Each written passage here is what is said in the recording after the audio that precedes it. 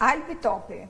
Doktor të përshëndes, një miku im ka një hotel të vogël në zonën e plazhit, vuan për punëtor, pasi rinia ka ikur në emigracion. Ka punësuar me shumë mund dhe me kosto të lartë disa punonjës të huaj dhe me këtë sezon thotë se do t'ishte me fat si kur të dilte pa humbje. A keni ndonjë program për bizneset e turizmit dhe çfarë do të bëni për t'i rikthyer të rinj në vendin e tyre? I dashur Alpi, turizmit,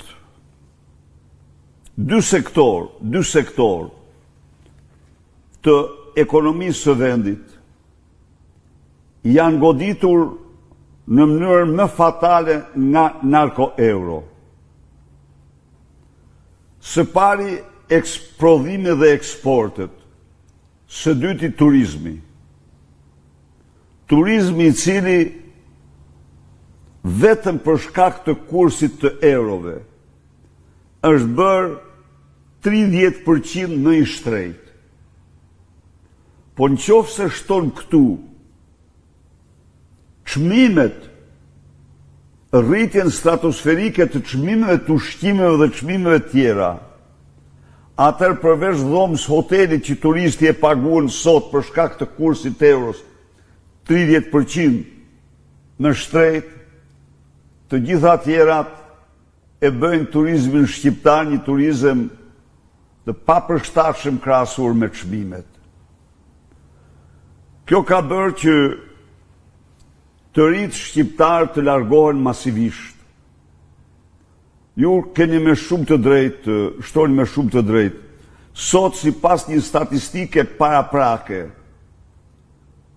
në Shqipëri janë të punësuar mbi 23.000 të huaj. Dhe në bërë, sigurisht, punësimi i tyre është mjaft i kushtueshëm. Po, projektet tona janë shumë të rëndësishme. Së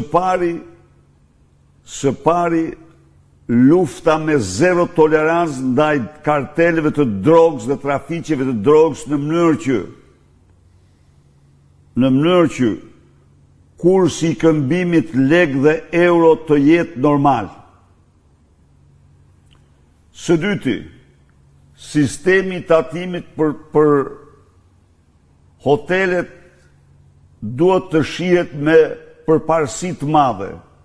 Sot, të gjitha investitorët strategjik që në tërësi janë baron droge e tjerë, i kanë hotelet dhe resortet të tyre pa taksa, kurse ti me një hotel të vogël apo miku yt me një hotel të vogël paguan dhe qimet e kokës.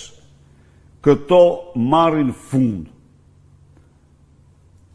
Së treti,